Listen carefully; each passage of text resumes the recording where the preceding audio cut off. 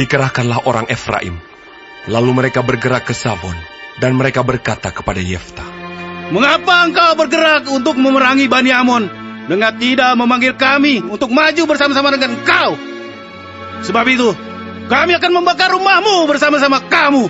Tetapi jawab Yefta kepada mereka, "Aku dan rakyatku telah terlibat dalam peperangan yang hebat dengan Bani Amon.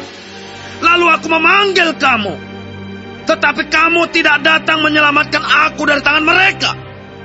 Ketika kulihat bahwa tidak ada yang datang menyelamatkan aku, maka aku mempertaruhkan nyawaku dan aku pergi melawan Bani Amon itu. Dan Tuhan menyerahkan mereka ke dalam tanganku. Mengapa pada hari ini kamu mendatangi aku untuk berperang melawan aku?" Kemudian Yefta mengumpulkan semua orang Gilead, lalu mereka berperang melawan suku Efraim. Dan orang-orang Gilead mengalahkan suku Efraim itu. Sebab orang-orang itu mengatakan, "Kamulah orang-orang yang telah lari dari suku Efraim." Kaum Gilead itu ada di tengah-tengah suku Efraim dan suku Manasye. Untuk menghadapi suku Efraim itu, maka orang Gilead menduduki tempat-tempat penyeberangan sungai Yordan. Apabila dari suku Efraim ada yang lari dan berkata, "Biarkanlah aku menyeberang," maka orang Gilead berkata kepadanya, "Orang Efraimkah engkau?" Dan jika ia menjawab, "Bukan," maka mereka berkata kepadanya, "Coba katakan dahulu, Sibolet." Dan jika ia berkata Sibolet, jadi tidak dapat mengucapkannya dengan tepat, maka mereka menangkap dia dan menyembelihnya dekat tempat-tempat penyeberangan sungai Yordan itu. Pada waktu itu, tewaslah dari suku Efraim 42.000 orang. Yefta memerintah sebagai hakim atas orang Israel 6 tahun lamanya. Kemudian matilah Yefta, orang Gilead itu, lalu dikuburkan di sebuah kota di daerah Gilead.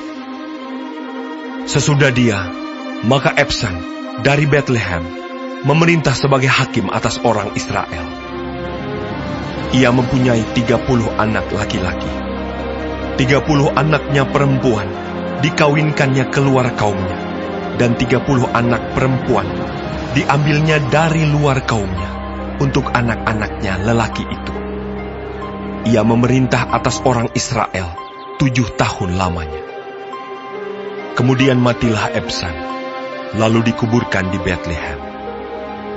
Sesudah dia, maka Elon orang Zebulon memerintah sebagai hakim atas orang Israel. Ia memerintah atas orang Israel 10 tahun lamanya.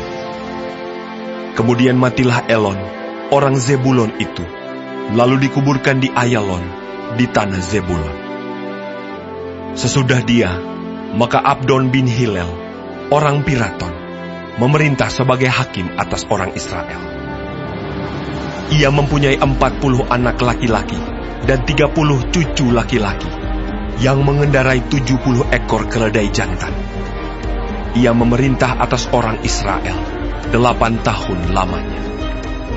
Kemudian matilah Abdon bin Hillel, orang Piraton itu, lalu dikuburkan di Piraton, di tanah Efraim, di pegunungan orang Amalek.